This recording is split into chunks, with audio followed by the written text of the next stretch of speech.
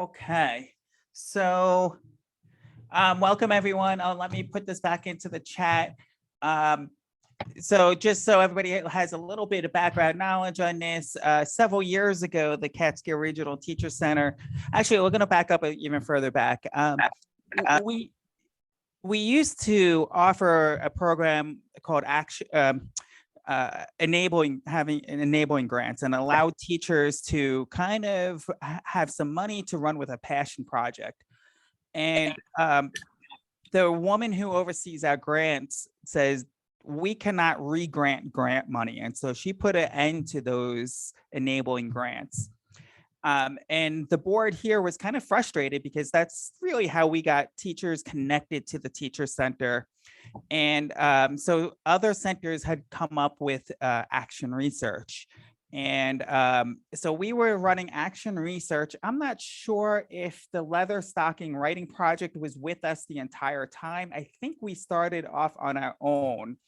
But then it really overlaps so well with what the leather stocking writing project does that I asked if they would jump on board and really help guide me through it because I didn't have the expertise in action research. And it's been a wonderful partnership. If you're not already involved with the leather stocking writing project, I highly suggest that you get yourself involved with them.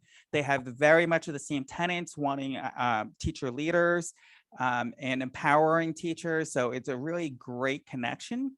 And then this year, thanks to some advocacy from Gina, she said, well, why don't we have teachers work towards getting published? So we added that as a component in. So I'm going to turn it over to Gina and welcome everyone. Okay, hi. I'm just touching up. I want to share a resource with everyone that we're going to be using, and I'll clean that up in a second. So, okay, there we go. So tonight we're going to talk about how to form a good or feasible research question. And can I have the teachers introduce themselves and maybe like their content and their grade level? I can go first. My name is Tom Freilich. I teach in Cherry Valley, Springfield. I teach predominantly high school and middle school science. My counterpart, Jen Hansen, teaches STEM in the elementary, which she'll talk about. But I also have been teaching elementary STEM, and that's my interest in pursuing that right now. So grades 3 through 6 for me. Fantastic. And I'll just piggyback on Tom. I'm also at Cherry Valley, Springfield, and I do STEM for pre-K through 2. And I also do RTI math for K through 4, but STEM is the focus here. Perfect. Okay. And Jennifer Flores, I'm at Milford. I do RTI for ELA and math. I've got groups from 1st grade all the way to 6th grade. Okay. RTI in math from 1st to 6th. Okay. And ELA. Okay, great. And Jennifer is a teacher consultant for the leather stocking writing project. I want to add that in too. Nice. Okay. Thanks, Thor.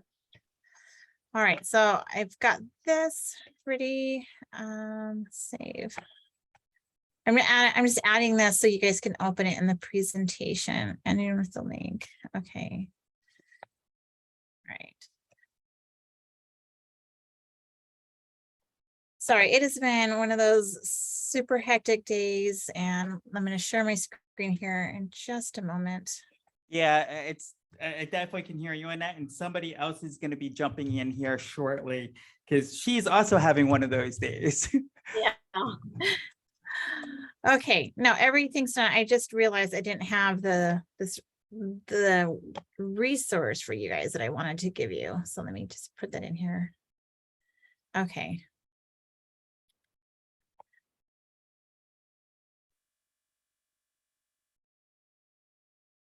All right, we are good. Okay.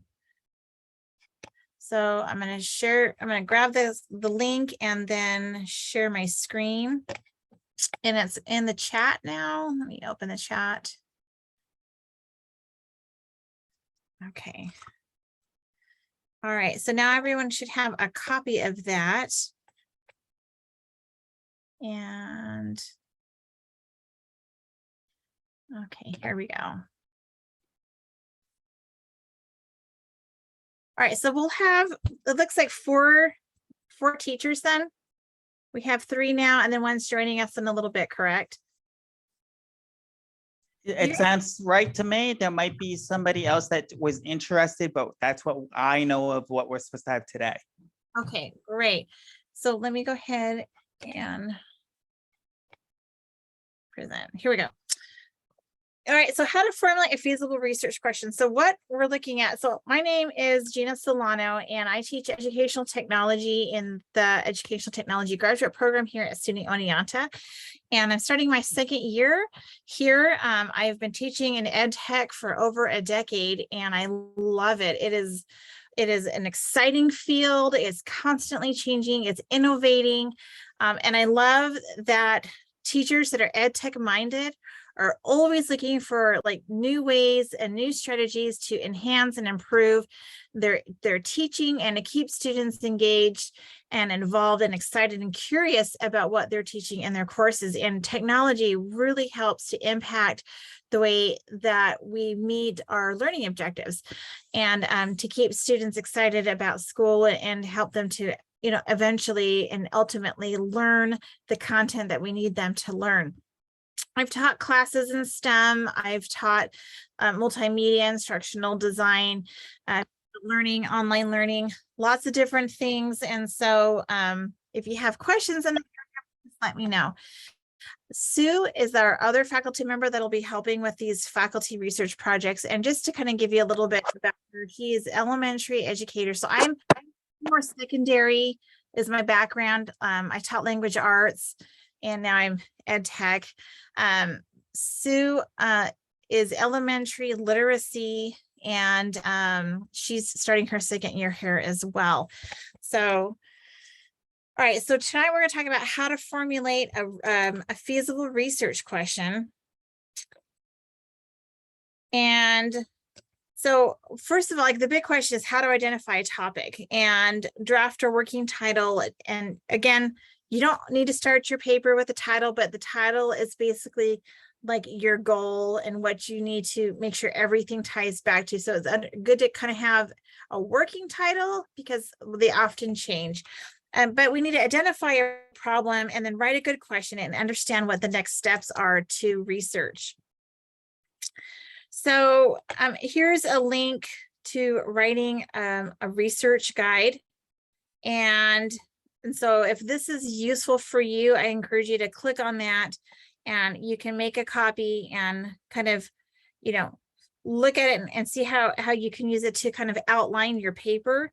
Oh, I do have the table down here. Okay. Well, you'll get it twice. So I came up with this clever acronym called FURNACE. Do you see FURNACE?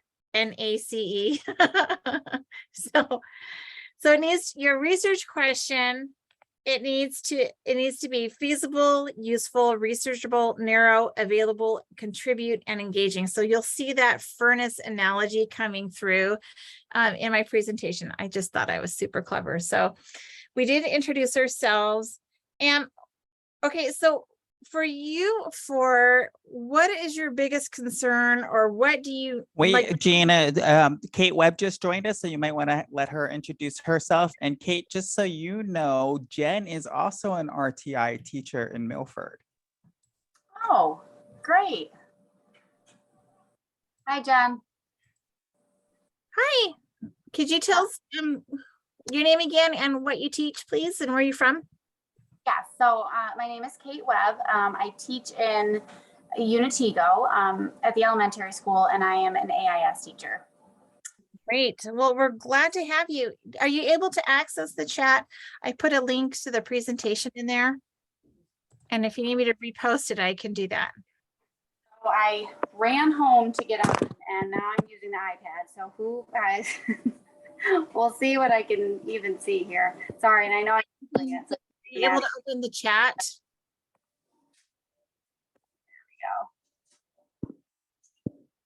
It doesn't come right up. I can send a message to And, everyone. like, you want me to send you the link in an email and then you can forward it out maybe? Sure. All right, let me do that real fast. Aaron, did you hear me? I don't know if you were on mute. Yes, I can do that. I think she also got in late, so we could probably just recopy that link and then put it back in the chat, and she probably would get it then. You said she couldn't open the chat. Oh, she can't open chat. Okay. Yep, we can do it that way. iPad, okay. It just came up. Are you good now?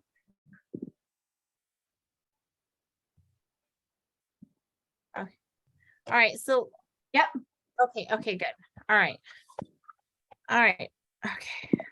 Go back here. All right, so talk to me about your topic and maybe what is like right now your hurdle or what do you want to know? That way I can kind of gear the conversation to help you guys have your questions answered.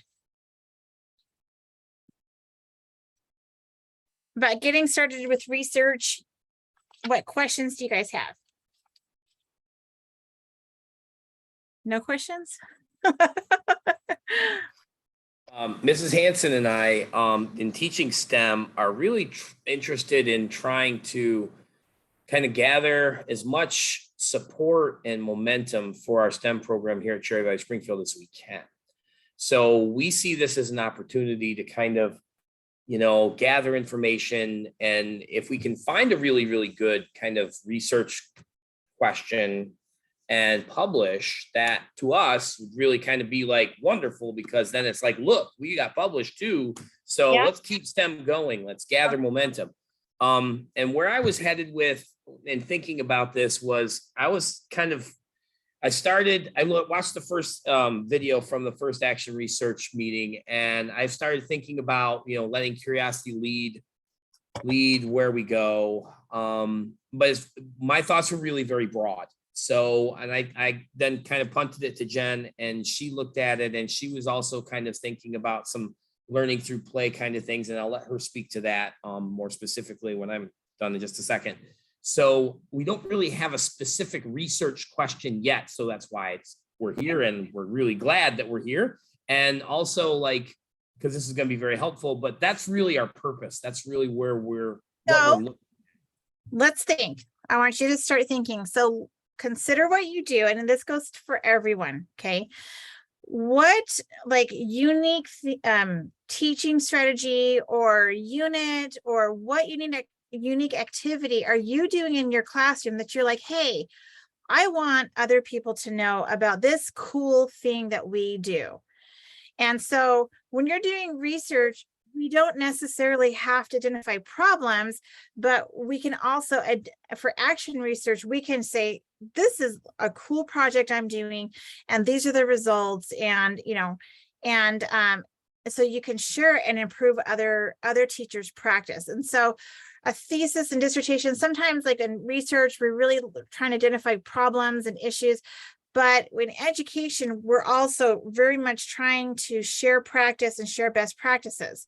So think about what you do, and is there something unique or creative or a different way that you approach teaching STEM or something in your class that you're like, you know what, this is worthy of sharing with a wider audience?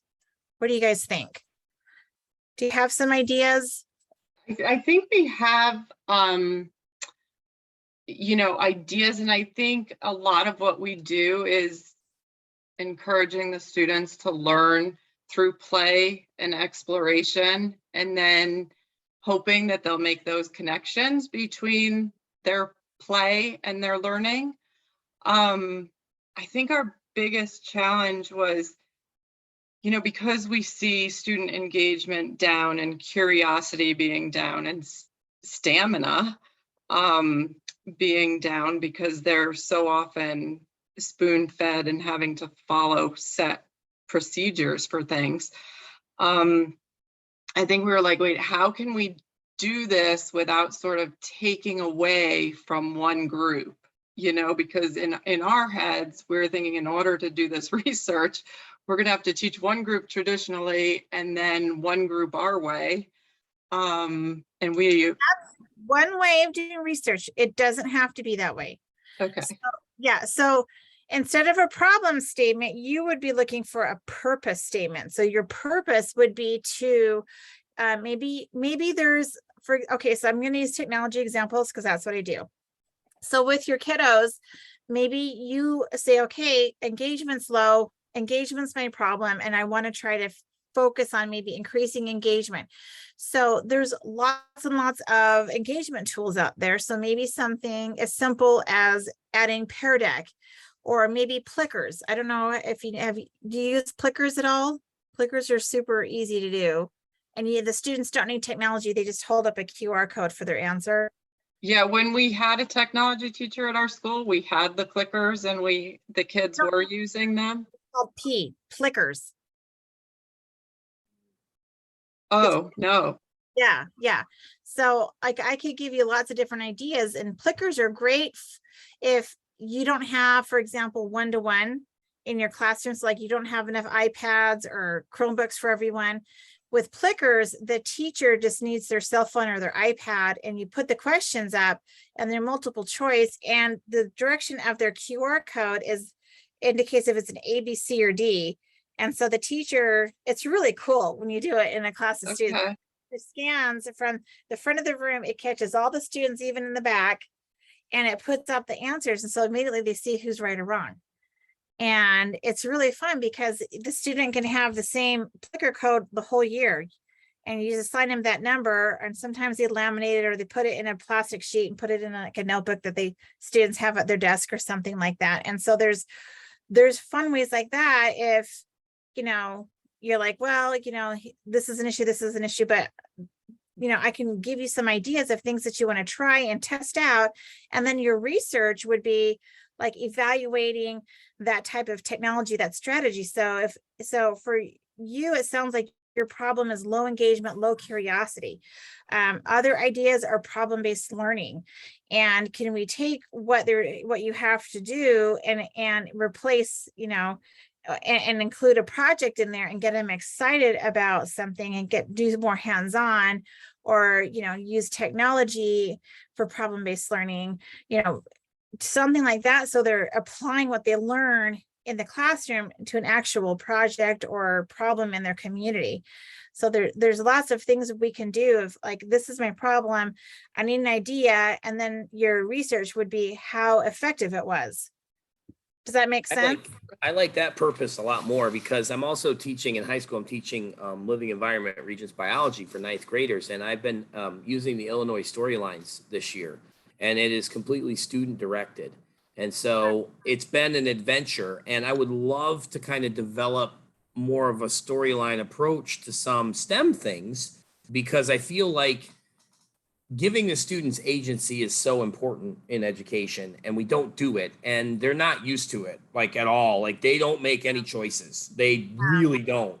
I would even be interested in looking at something like when you give students agency, like how is that different? And like what, if the purpose is to increase your lessons, angle of student agency, then how do we do that? Because NGSS is coming. Like for science, the standards are changing and the new tests are coming, and what we're supposed to be able to have them do is coming. And what we traditionally do is not going to work. I mean, it's not working for the old way. So how do we change over? And so I'm looking at maybe not so much increasing student engagement. That's definitely part of a problem, but I think more along the lines of like maybe trying a problem-based or demonstrating what they know.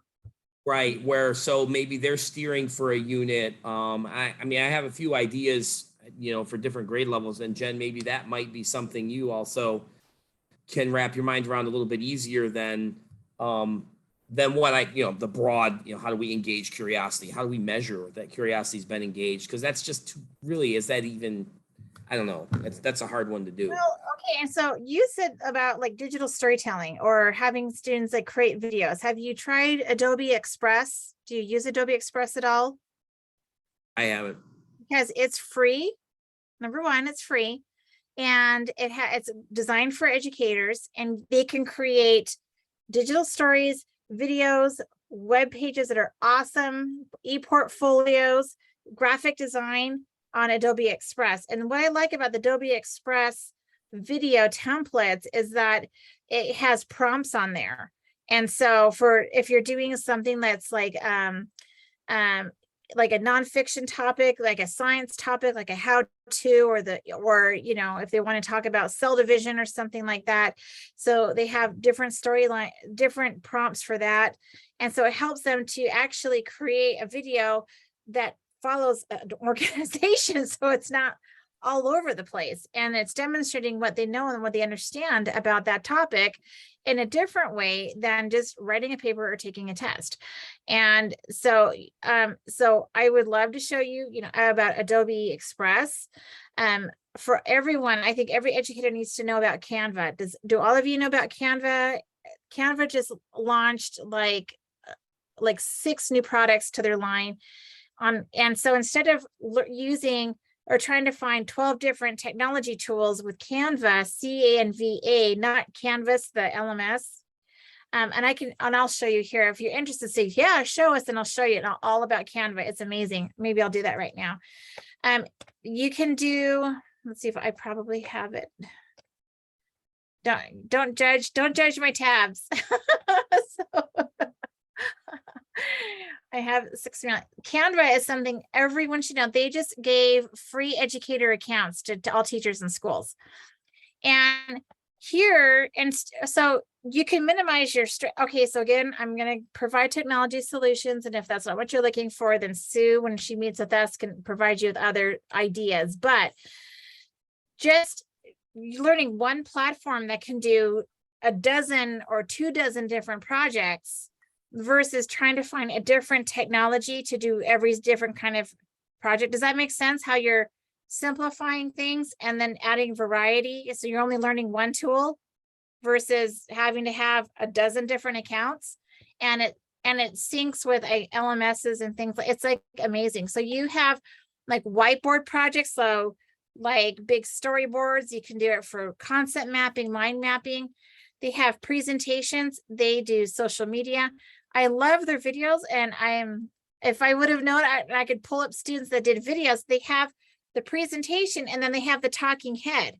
So like the student is talking and narrating their presentation, that's on the majority of the screen, which is a really cool way to do your video. So you can have your presentation and you can see who's talking to you.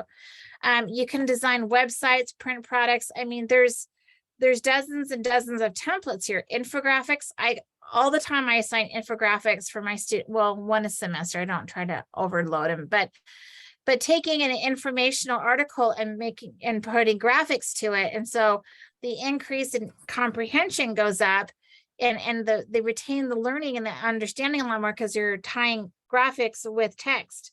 And infographics is a big area right now. And so if some of you struggle, like, okay, we have a unit where, they don't really get it and they have a hard time understanding it. Maybe it's very technical. Introducing an infographic assignment, and then we do the research study around that would be wonderful. Trying to take something difficult for the students and simplify it and increase their engagement and increase their learning outcome just by having a project where they're having to show you and apply their knowledge and reinforce that. So Canva has lots and lots. You can do mind maps.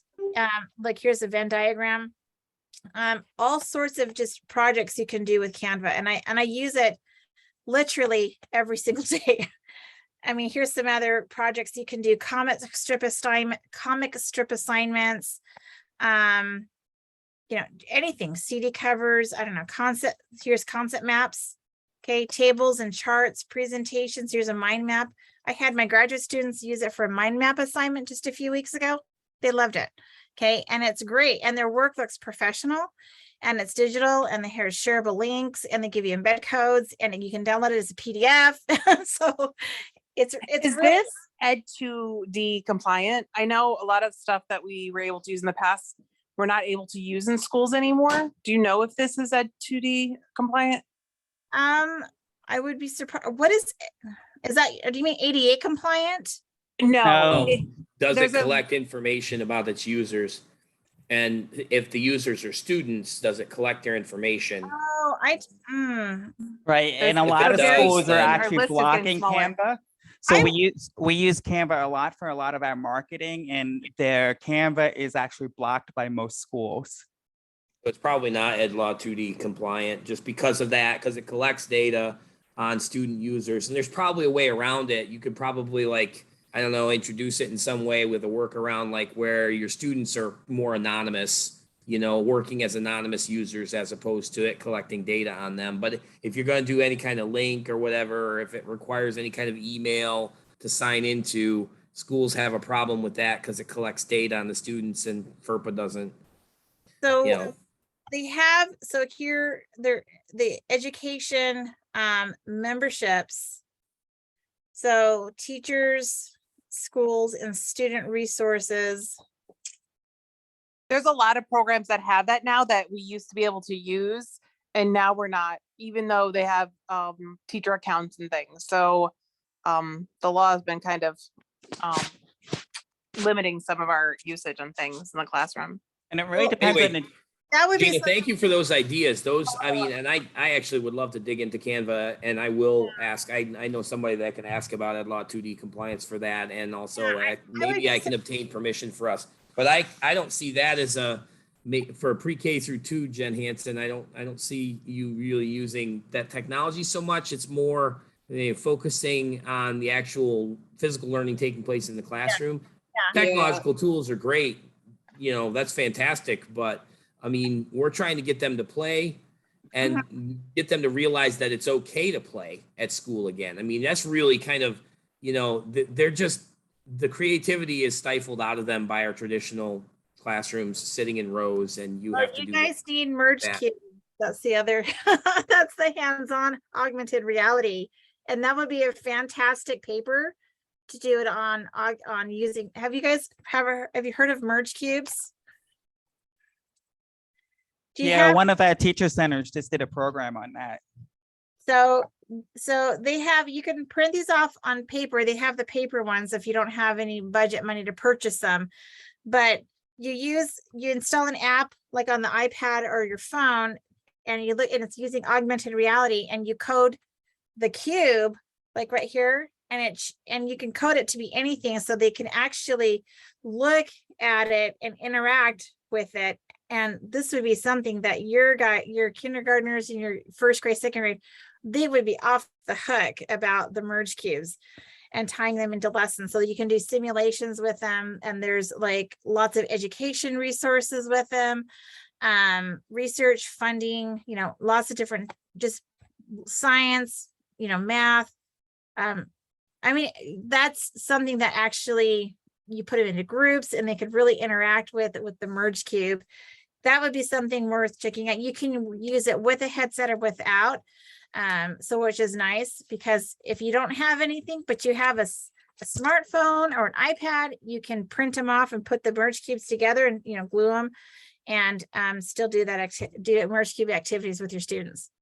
So, I mean, those are some ideas, unless you have your own. I'm an idea generator. I just keep spitting them out and spitting them out. And spitting them out. So, yeah. So think of that. So if you're like, okay, you know, and if I can help you find an idea, I mean, all you need is one idea for one unit that you're like, hey, this is something I want to, you know, see if it helps to improve their excitement. And again, it doesn't have to be technology related, but those are the majority of the ideas that I have. So all right. So, all right. So furnace is our acronym.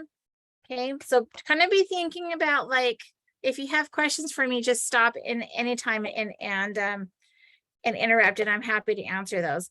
So when we're finding a good research topic, the first thing is that it needs to be feasible.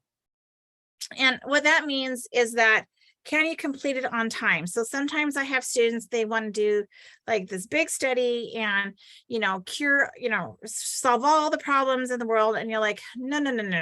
The goal is to get this done by this date. And so if we have, you know, 10 months to get this done, we need to pick something that's specific enough and not something that necessarily we're trying to gather 2 years of data about. Does that make sense? Okay, so you know, here's our problem, whether it's maybe learning achievement or engagement or failure to interact or trying to like grow their social skills and their collaboration skills, which it kind of sounds like maybe we have a, you know, just working together. Kids were at home, they weren't used to playing with strangers, and now they're back in school and they have to learn how to, you know, make friends again with people. So we want to make sure we can complete it on time. Useful. So will the results of the study be of interest to others? So maybe others in your district or region, state, nationally, okay? Because you don't want to do a research study of something that's already been done and we already know the answer to it and nobody cares, okay? So is there an interest in this? So that's why we want to make it useful. Researchable is a topic researchable given the time, resources, and availability of data. Okay, so we're trying to find a topic that's specific enough that we can gather data in a reasonable amount of time and good data that helps to understand the problem and to give good results. Narrow, so is it focused on a specific problem? So we don't want titles like increasing collaboration in kindergarten. Well, that's huge. Okay. So we want to narrow it down, you know, promoting collaborative projects in STEM kindergarten classes. See, that would be a great title right there. And if you like it, write it down. Okay. So, but I mean, you know, we're trying to get these STEM into their heads and collaboration, because all STEM fields, they all work on teams. That's how it is. That's how STEM works. They're all team projects and engineers and so students very early on need to get used to working with others. So available is the topic researchable given time researches, you know, available data. So right now it's available. School has started. We would need to get your city training done, and I can tell you more about that. And, you know, and get the IRBs going, because that's the big thing, is that we need to meet, find out what our research topic is, what we want to research, narrow it down, and write the IRB and get it turned in. Okay, because once we have IRB, Tina, I'm not sure if they know what IRB is. Oh, okay. You guys got to ask me questions. If I say something you don't know, you got to say, tell me what that is. Okay. So IRB is an institutional review board, and that gives you a permission to conduct research on human subjects. So any industry that does research on humans has to have an approval by an IRB. Usually they're at universities.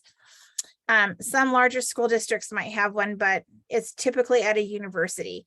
Research that doesn't involve human subjects does not need an IRB. So, you know, science, they're testing chemicals or something like that, they don't need IRB, but on animals and humans, you have to have permission. So it's making sure that your research is done ethically and appropriately, that we're not going to cause harm, we're not going to cause damage, you know, emotional damage, and that the research, the participants are protected and they're going to be safe. So in order to get IRB, there's a training that needs to be done. It's called CITI, and I don't know what it stands for. It's something, I don't know, but it's called city training. And it takes about 2 or 3 hours to do. And being an employee here, they pay for it for the university employees. And so for you folks, I think that might be something that Aaron might be able to figure out with the budget and that he has to help pay for the city training. And so, and if you want to schedule a time with me, I'll sit down and go through it with you and help you to get the modules passed off, because you have to take a series of quizzes. They give you like some reading, and then you got to take a quiz, and then you got to do like 6 or 8 of those. So it takes a few hours.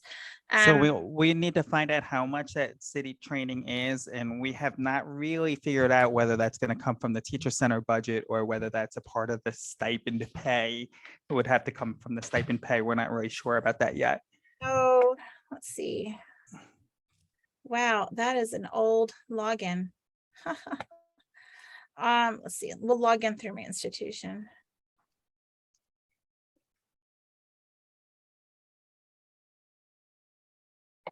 All right, we'll go in this way.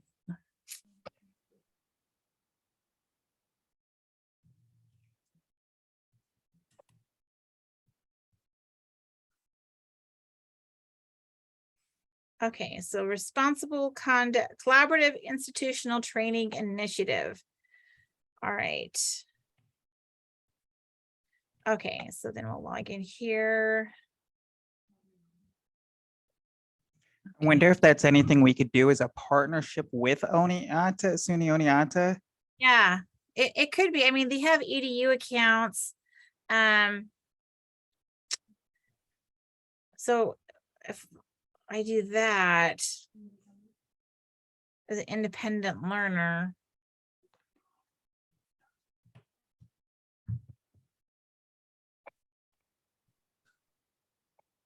Review the dependent learner Skype before making your decision.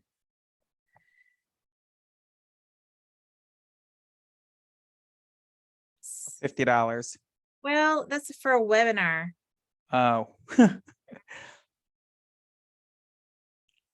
I don't have, it's 100. Oh my gosh, that's intense. I don't have time to go through 100 pages. That would be something that we would follow up. Yeah, so we'll follow up with that. But basically, it gives you the training so you know how to conduct ethical research, and it allows you to be a researcher. Okay. And it takes a couple hours, but you know, you can get it done. All right. So yeah. So that would be something, you know, once you're serious about this, yes, I'm going to do it. I'll do the city training because we have to have that certificate when we're uploading our application to the IRB committee so they can approve it. So with the IRB, you have to include like your methods. Okay. And I'll talk more about the methods later on, but if you're going to interview students, if we're going to take classroom observation notes, if you're going to use test scores, like how are you going to measure data? And that depends on the type of study you're doing, qualitative or quantitative, and making sure it matches with your problem. So usually students that are trying to like increase learning achievement, not students, researchers, learning achievement maybe have a quantitative aspect to it because they're trying to track students' grades. Okay, and so that makes sense because quantitative is more mathematical. Qualitative research is more narrative, open-ended type of questions where we're taking notes, we're doing interviews, we have surveys that have open-ended questions on them, versus a survey that's quantitative where they're marking like on a scale of 1 to 5, you know how we do that for restaurants. How was your food? On a scale of 1 to 5, how was your server? Right? We do those for restaurants. Those are quantitative surveys. And so we have to make sure we have all of that figured out. And it sounds like a lot, but it just, once you have it figured out and you have your plan set, then the other pieces fall into place a lot easier. So we talked about available. Does it contribute? Does it fill a void, replicate? Does it extend? Does it develop new ideas? And is it engaging? Okay. So we're gonna, I don't even remember. Oh, that's a quizzes thing. I forgot that was there. All right. Okay, we're gonna go on. Okay. All right. So the draft or working title sometimes just kind of helps you to start thinking about ideas. And like I said, your titles can change later, it's fine, but it's just trying to brainstorm some ideas of what you want your study to be about. And so like, if you guys have a piece of paper right now, I mean, if you have an idea, sorry about that. Okay. Write in one sentence, this study is about. Now that's not, I'm not going to put that in your title, but it's helping you to find a focus. Okay, so I'm going to give you a minute and try to just brainstorm what your study could be about.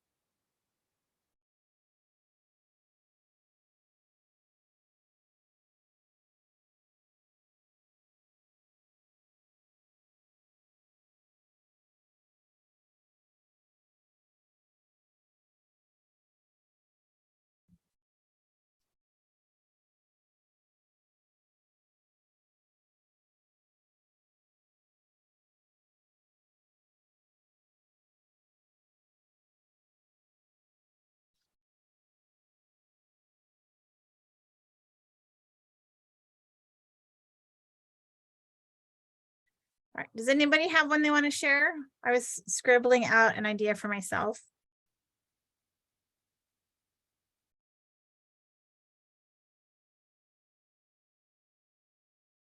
So going on the play one, I wrote down the importance of play in STEM K-12, or sorry, K-2 classrooms. I've got investigating engagement and student agency in the STEM 5 classroom. Awesome, great. Anyone else have a title? I feel like mine is about promoting orthographic mapping of high frequency words in the primary grades. Okay, great. Jennifer, do you have an idea? No, honestly, I don't. I think I made play on my dissertation that I've around service learning and the RTI classroom. Okay, no, I would love that. And so the RT in your secondary, or you? No, elementary. I do 1 through 6 math and ELA. I think that would be RTI. fantastic to have an element of service learning in the elementary. And then I think even in RTI, that's even more unique. So I think that would be, yeah, write that down. Let's massage that. I think that's a really great start. Jen, what do you have? Mine was right in line with yours. It was using STEM to increase learning through play. I love it. I love it. Yours is more succinct. Okay, save all those. Keep all of your notes. Okay, so we're good. We made progress. Okay, so we got the working title. Usually it's a good idea to keep it 10 to 12 words long. Sometimes we see people that have these extra long with colons in them and things like that. You don't have to feel that kind of a pressure. And it needs to include the topic of your study. Yep,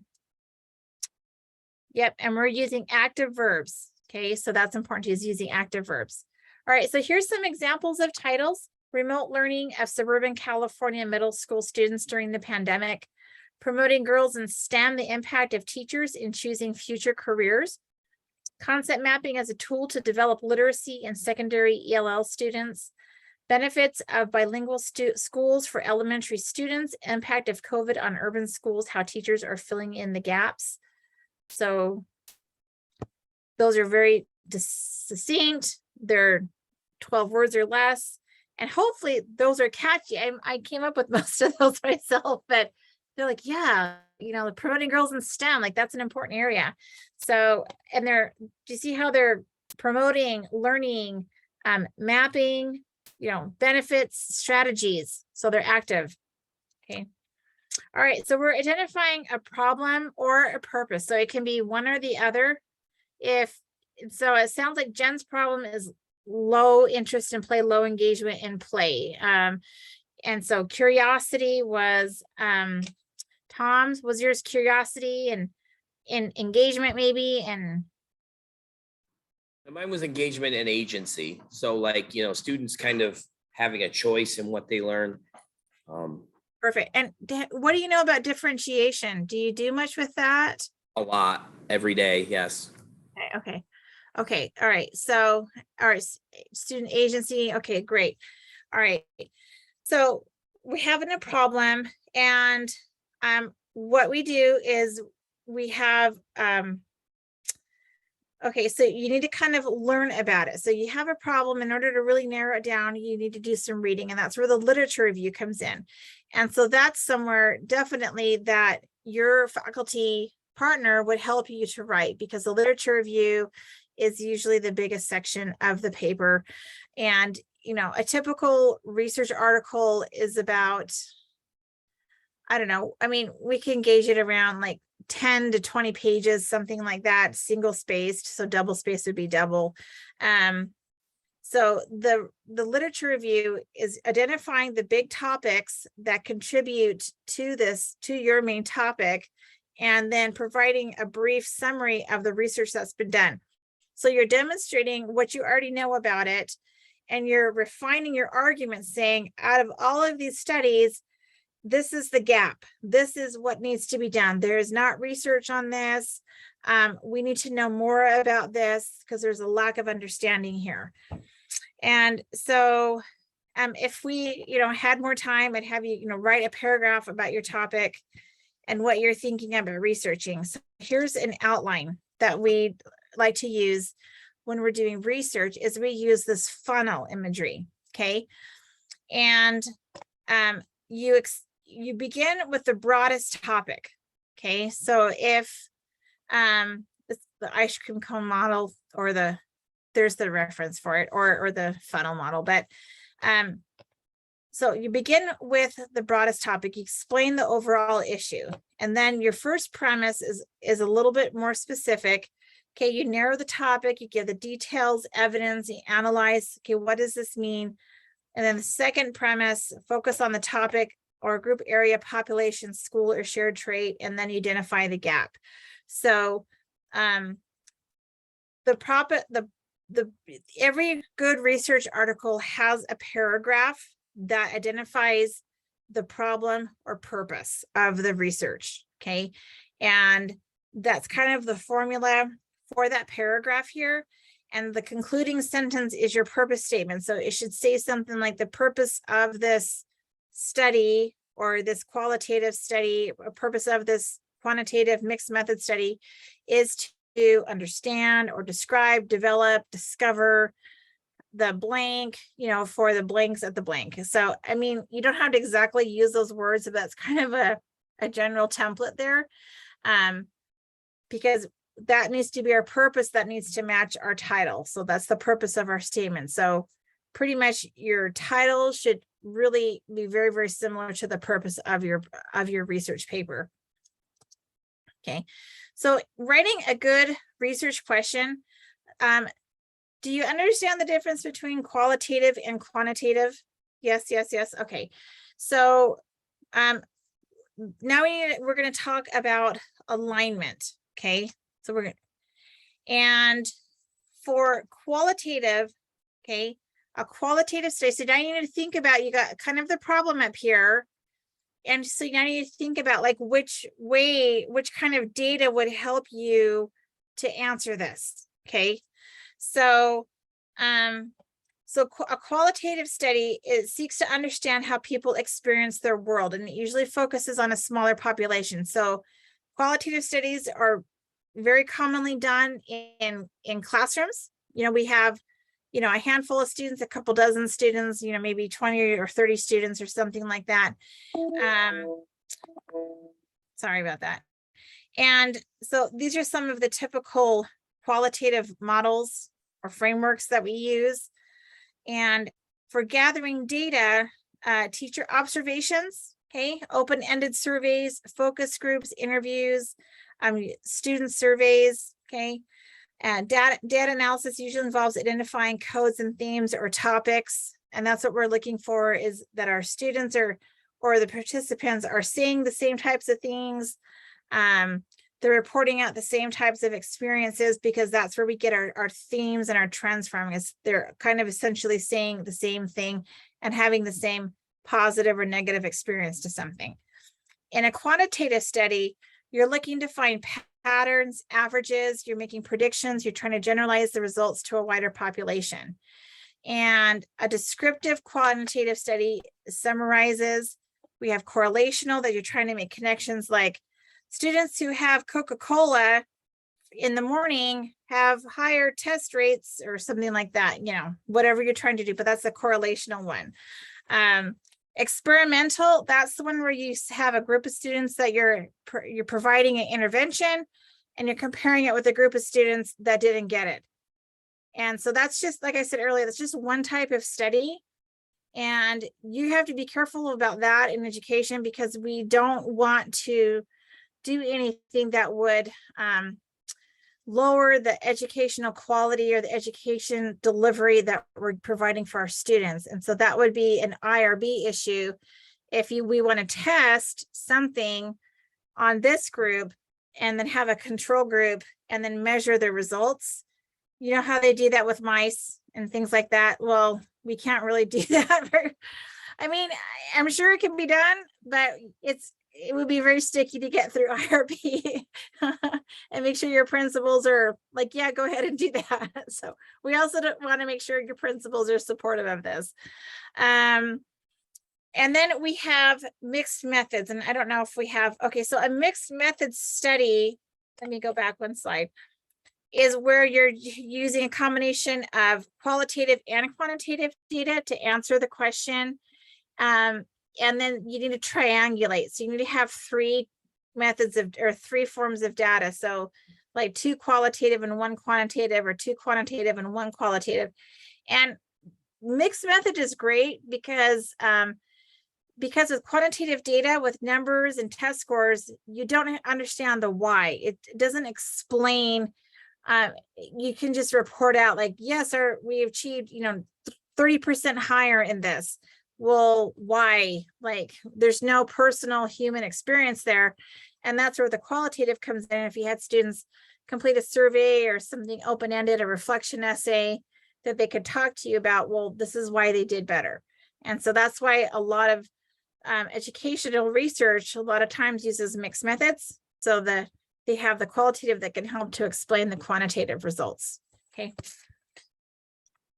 Questions so far? I'm giving you guys like grad school 101 tonight. It's a lot to take in, and I know it's not the most engaging. So, okay. Let's see. If you're thinking of basic qualitative, I want to add basic qualitative to this, but And I forgot to talk to you about how long you were planning on going. I don't know what their time frame is like, but we planned for an hour for a session. So Okay. yeah, okay, good. then okay, I was thinking I had an hour and a half, but let me jump to the end then. I apologize. Okay, this is the important Oh, we part. can continue it next month. Okay. Well, then let me give them like some homework then, so then they can bring something back. So on slide 16, this is the research alignment table, and I call it research alignment. So then the acronym's RAT, which makes me laugh, but it's the RAT, the research alignment table. And then this template is what you can, this is what I was linking at the beginning. And so it's the same thing here. It has a link to this presentation and some framework and theory, but it helps you to align your study. And that way you try to figure it all out. Okay, so here's an example here. So if this is the problem is that compels the study is a lack of socialization engagement with online students, for example. And then the purpose would, and this is saying the kind of study it is, the purpose of the basic qualitative study is to determine if using social media improves student socialization and engagement in online courses. Your study, it does not need 2 or 3. If you have one really good research question, that's fine. If you have 2, that's fine. If you must have 3, then that's a lot bigger paper. So I would really caution just to keep it within 1 to 2 questions, okay? And so you put your question here, and then think about what kind of data do you need to answer that question? And where are the data points going to come from? So this is the tool, okay? And this is where the data is going to come from.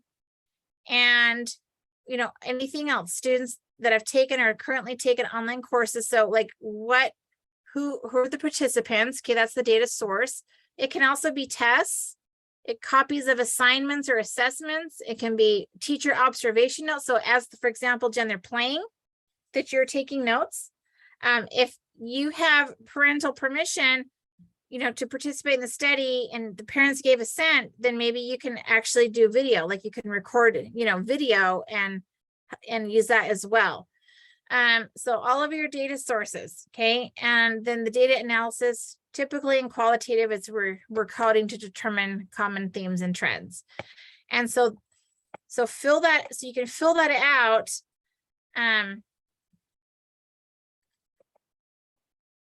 And so there's the example again, and if you scroll down, then there's a blank one here, and you can stretch it out, add to it, anything you want. But what's important also is that you have, let's see if I have one here. Oh, and we can work on this next time. It doesn't look like I added it. I might have added it on here. It's the type of study I've added and the framework. So let me put these in highlight. Okay. And so the framework, I have a handout here that I created for my students on popular educational frameworks. Now, again, most of them, I'm sorry, are educational technology, but the second half are just general education frameworks. So these are using like constructivism, social engagement theory. Do you guys remember that stuff? You know, like scaffolding, you know, all of those great educational learning theories and models. So I have some references here if that helps you. But your framework is how it's like your philosophy or your way of looking at the problem and interpreting the data. So it needs to match. So if you're doing a study on engagement, you need to have a research theory that supports engagement. If you're doing socialization, you want something that helps with socialization. It should match. Okay.